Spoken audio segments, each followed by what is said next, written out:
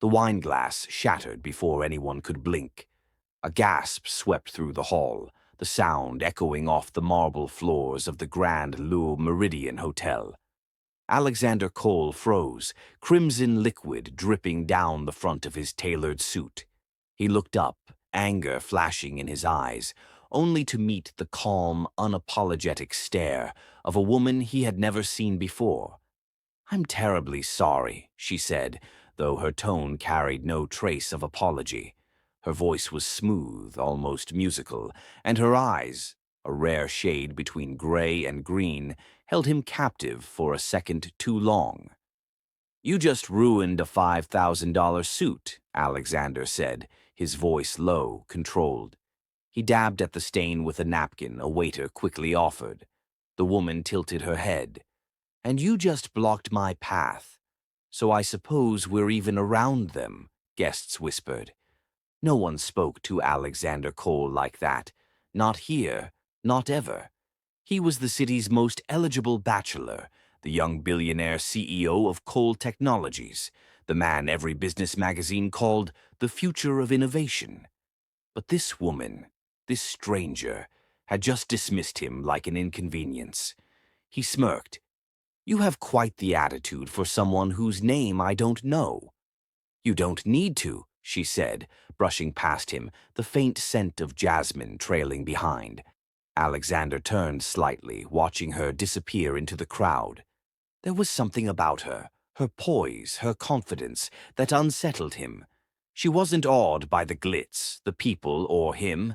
She didn't even look back. "Sir," his assistant murmured beside him, "your parents are waiting." Alexander exhaled sharply. "Let them wait." Later that night, when the gala ended and the cameras faded, Alexander found himself replaying the encounter. He didn't even know why. He'd met hundreds of beautiful women, but none had looked at him like that, like he was ordinary. The next morning, his father barged into his penthouse with a newspaper and the kind of fury only a parent could muster. "Alexander, this nonsense has to stop," his father boomed, slamming the front page onto the glass table.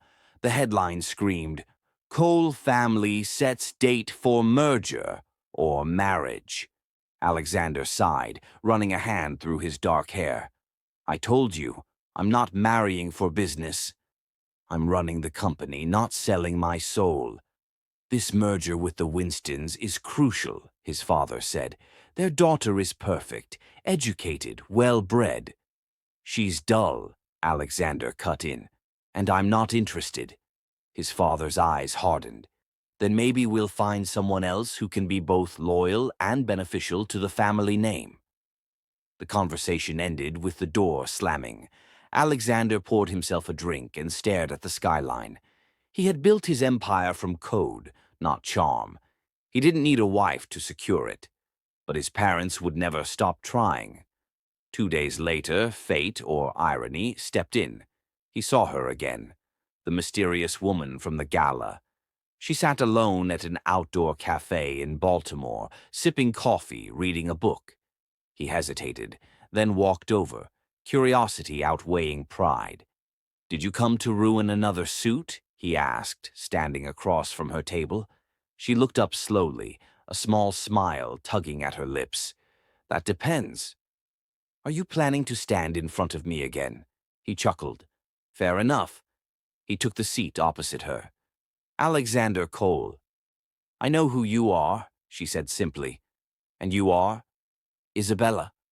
"Just Isabella?"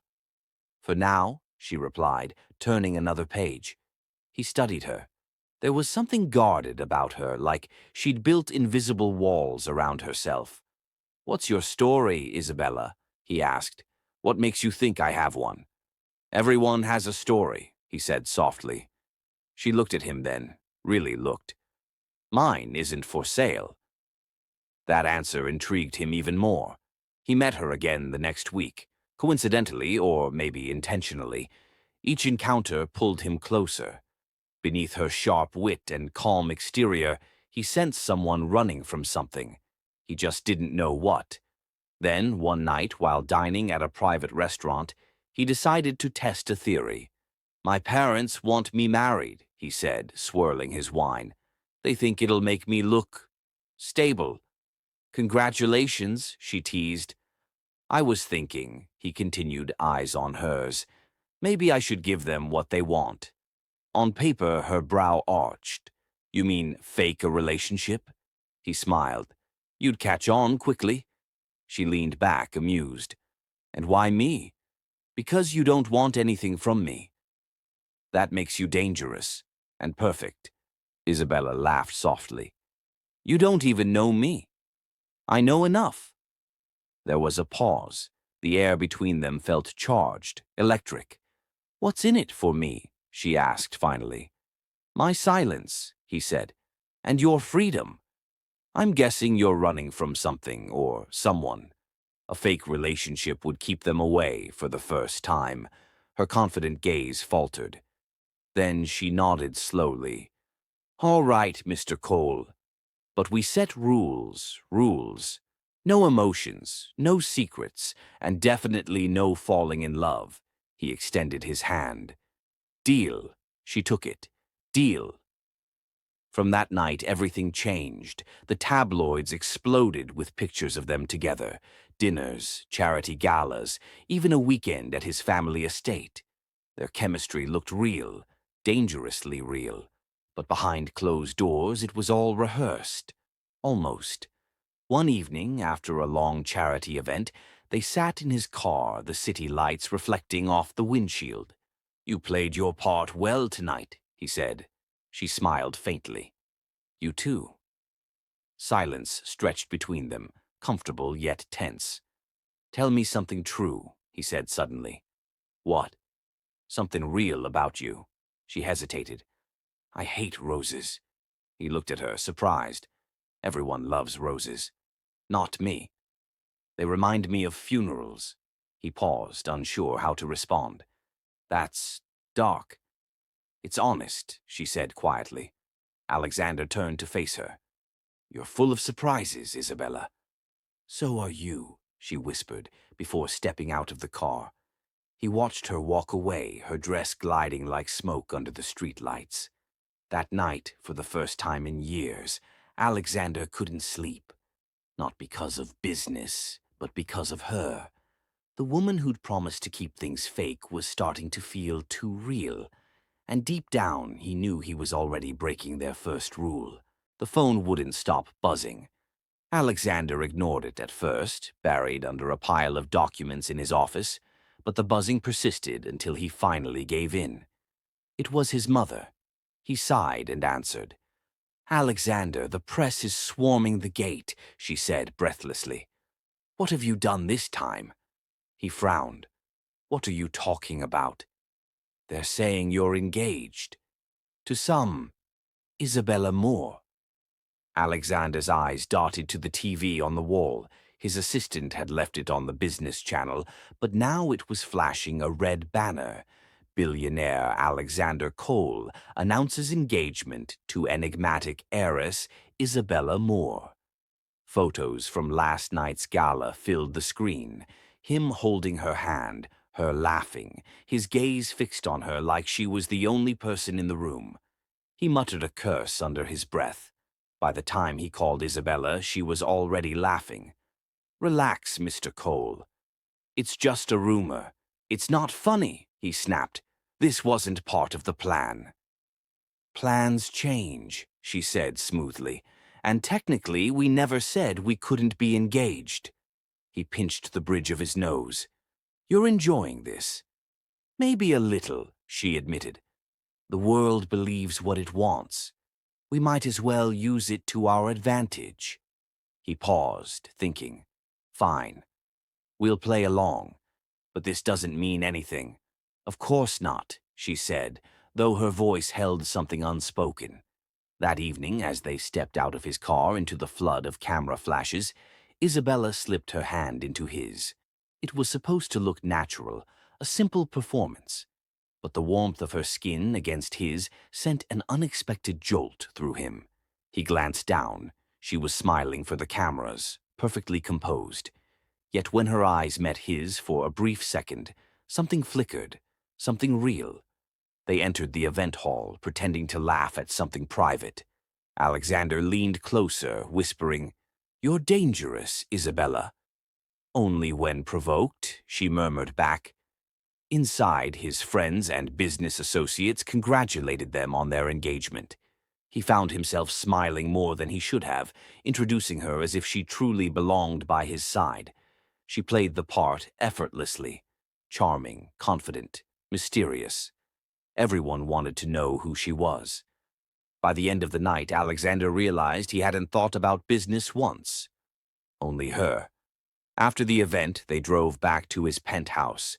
The city lights stretched endlessly beneath them as the elevator doors closed. Silence filled the space, heavy and intimate. "You did well tonight," he said softly. "I'm a fast learner." "You fooled everyone." Her eyes met his. "Including you?" He hesitated, his heartbeat loud in his chest. "Maybe." She turned away, her lips curving slightly. "Then I'm doing my job." But he couldn't shake the thought that she wasn't acting anymore. Days turned into weeks. Their fake relationship dominated headlines. Couples started calling them #goals. Every public appearance was analyzed, every glance dissected. Alexander thought he could handle it. After all, he'd built an empire under public scrutiny. But what he couldn't handle was how much he missed her when she wasn't around. He started inviting her to more meetings, lunches, business trips, just to keep her close. She pretended not to notice, but she did. One evening, they flew to Cape Town for a charity conference. After the dinner, Alexander found her on the hotel balcony, staring at the sea. "Don't you ever get tired of pretending?" he asked. She didn't turn. "Pretending is easier than feeling." "Is it?" he asked quietly, stepping closer. She exhaled, the ocean breeze tugging at her hair. "Feelings complicate things. They make you vulnerable." He was standing right behind her now. "Maybe vulnerability isn't so bad." She turned, and their faces were inches apart. "Don't," she whispered. "Don't what?" "Break the rules." He didn't move away. "You think I care about the rules anymore?" For a heartbeat, time froze. Then she stepped back abruptly. "You should." Her voice trembled slightly. "Because if we cross that line, everything falls apart." The next morning, she was gone. No note, no explanation. His calls went unanswered for 2 days. When she finally appeared at the office, she looked composed but distant. "I had to deal with something personal," she said before he could speak. "You disappeared," he said, anger laced with concern. "Do you have any idea what that did to me?" Her eyes softened for a moment, then hardened again. "You forget, Alexander. This isn't real." He took a step closer. "It feels real." She laughed once, bitterly. "That's exactly the problem." He searched her face. "What are you hiding?" "Nothing you need to know." He reached out, gently catching her wrist. "You don't trust me." Her eyes glistened. "Trust gets people killed." "What the hell does that mean?" She pulled free. "It means you should stop trying to save someone who doesn't want to be saved." And with that, she walked out again, leaving him standing there, furious, confused, and more in love than he wanted to admit. That night, Alexander couldn't focus. Every word she said replayed in his mind like a warning he didn't understand. Who was she really? Why did she vanish without a trace? And why did he feel like she was protecting him from something? Driven by equal parts fear and obsession, he asked his assistant to run a background check on her. "Sir," the assistant said cautiously the next day, "there's barely any record of her. No family listed, no permanent address. The identity Isabella Moore only appeared 2 years ago." Alexander's heart dropped. "What about before that?" "Nothing. It's like she didn't exist." He leaned back, mind spinning. She'd lied to him about everything. That evening, he drove to her apartment. The lights were off. Through the window, he saw boxes, empty ones. She was gone. He stood outside for a long time, staring at the darkened windows, realizing that their perfect lie had collapsed under its own weight. But something in his gut told him it wasn't over, because people who disappear that cleanly usually have something or someone to hide from. And Alexander Cole wasn't the kind of man to let a mystery go unsolved. Rain poured over the city, painting streaks across the tall glass windows of Alexander's penthouse. He sat in silence, staring at the file in front of him. Everything his private investigator had uncovered about Isabella, or rather, what little there was to uncover. The woman he had spent months with, the woman the world believed he was engaged to, was a ghost. No official birth record, no family photos, no traceable background. Just 2 years of fabricated data, all carefully arranged. The truth hit him like a gut punch. She wasn't just mysterious, she was hiding something dangerous. His phone buzzed, breaking the silence. A message, unknown number. "If you care about her, stop digging." Alexander's pulse quickened. He stood abruptly, staring at the screen.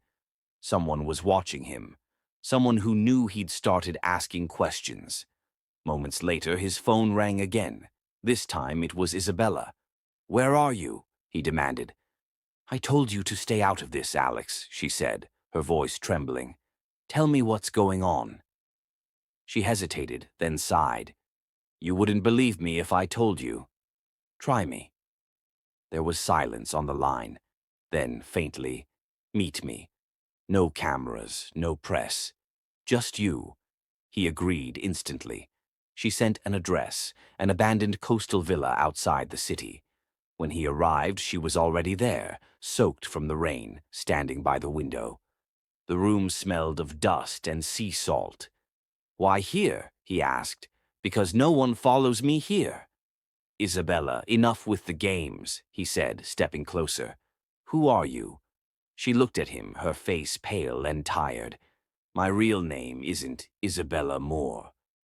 It's Isabella Jack." The name didn't mean much at first, until she added, "My father used to work for your father." Alexander froze. "What?" "He was a financial analyst at Cole Technologies. Years ago, your father framed him for embezzlement. He lost everything, his job, his home, his reputation. He died before he could clear his name." The room felt colder suddenly. "My mother fell ill after that," she continued, voice cracking. "I left the country with nothing but debt and shame. When I came back, I wanted answers. I wanted justice. But instead, I met you." She looked away, tears gathering in her eyes. "At first, I wanted to use you, get close, find the truth.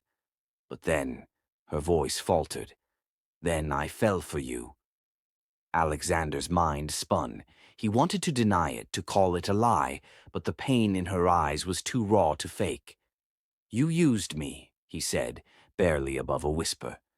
"I never meant to," she said quickly. "I didn't plan any of this. You were supposed to be just a name, a means to an end, but you became—" She stopped, swallowing hard. "You became everything I didn't expect." He turned away, fists clenched. "You lied about who you were, about everything we had." "What we had was real," she said desperately, "even if it started as a lie." He laughed bitterly. "You expect me to believe that?" "Yes," she whispered, "because I broke my own rules." "I fell in love with you." The confession hung in the air like static. For a moment, neither of them spoke. The sound of rain against the roof filled the silence between them. Finally, Alexander said, "You should have trusted me." "I couldn't," she said, her voice breaking. "Your father destroyed mine. I thought you were the same." He looked at her then, the woman he thought he knew, the woman he still wanted to hate but couldn't. "I'm not my father," he said quietly. "I know," she whispered. Something in his chest cracked. He reached out, but she stepped back. "You shouldn't have come," she said. "They're watching me." "Who?" "The people who helped me fake my identity." They wanted me to leak what I found about your family. I refused. Now they want me gone." He stared at her, disbelief and anger twisting inside him. "Gone? As in, dead," she said flatly. The word hung heavy between them. Alexander's instincts kicked in. He stepped closer, lowering his voice. "Then you're coming with me." "I'll protect you," she shook her head. "You don't understand, Alex. These people don't just vanish. They erase." He grabbed her shoulders. "I don't care. You're not disappearing again." Her eyes softened, glistening. "You can't save me, but you can save yourself." He refused to let go. "We'll both make it out." The sudden sound of tires screeching outside made them both turn. Headlights cut through the rain, flooding the windows with light. Isabella's eyes widened. "They found me." "Stay behind me," Alexander said, instinctively moving toward the door. A shadow passed outside, followed by another. The crunch of footsteps on wet gravel grew louder. Alexander's heart pounded. He reached for her hand, gripping it tight. "We need to go," he said. She hesitated for a split second, then nodded. They bolted out the back door, rain soaking them instantly. The air was cold, the sound of the waves crashing below the cliffside villa deafening. "Over there!" a voice shouted from behind. They ran through the darkness, splashing through puddles, their breaths ragged. The ground was slippery, uneven. Alexander's mind raced. Who were these people, and how deep did this go?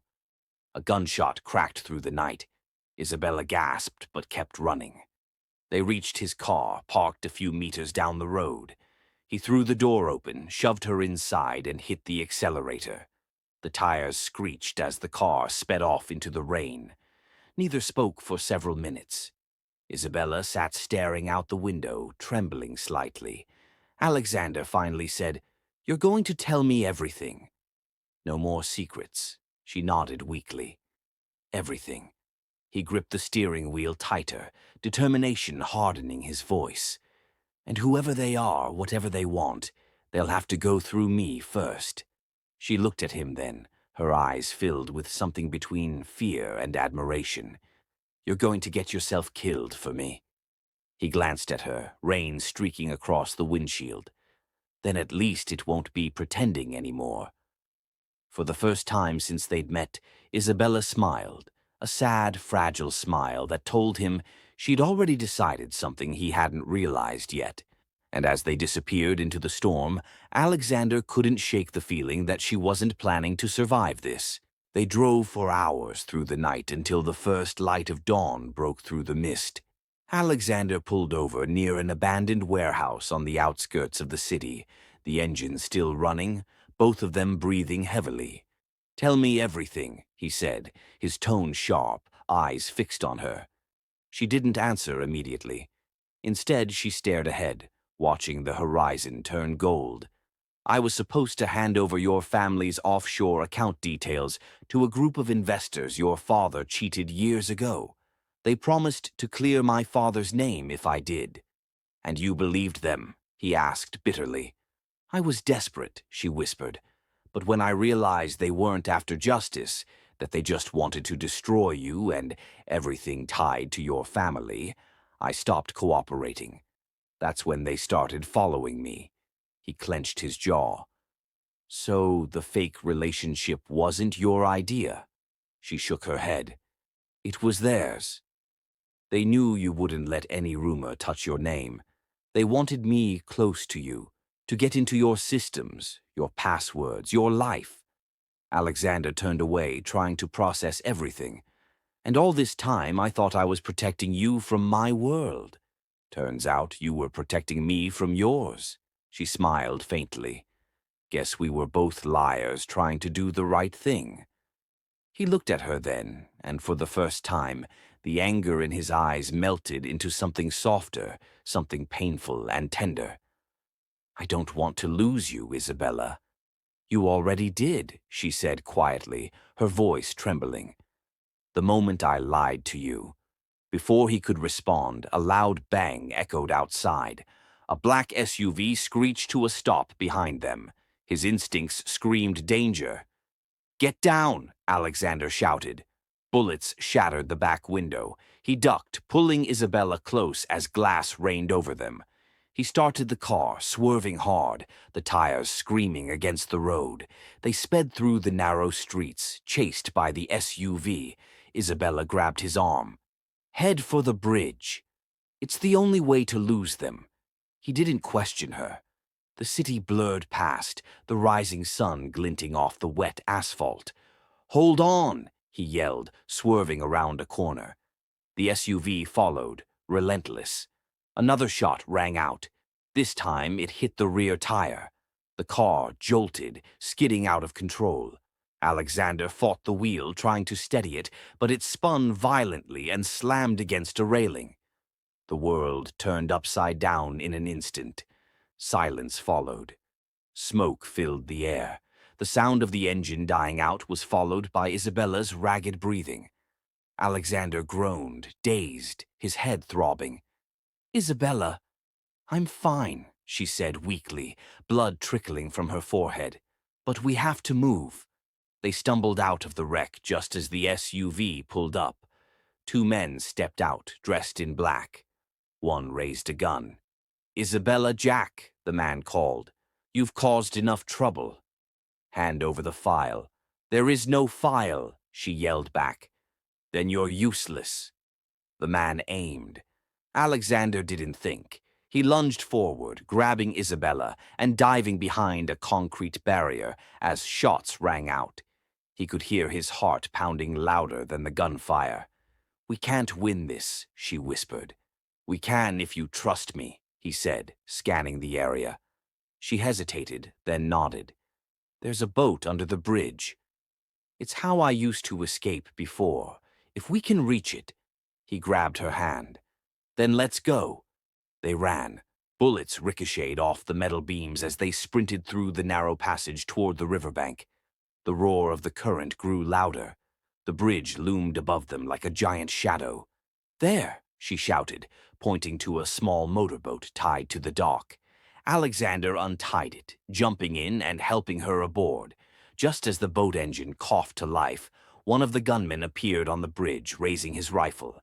Alexander's chest tightened. "Get down!" The shot came. Isabella gasped and slumped against him. "No!" he cried, catching her as blood stained her dress. Her hand trembled against his cheek. "You were never supposed to be part of this," she whispered, her voice barely audible. "Stay with me, Isabella," he begged. "We'll get you help."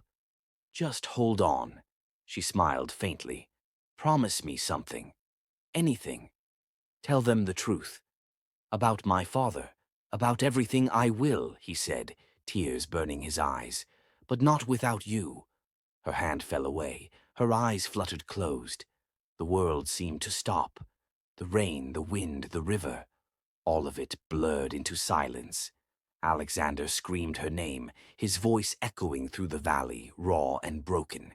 He held her close as the boat drifted downriver, the sun rising behind them, painting the sky with gold. Hours later, the news broke.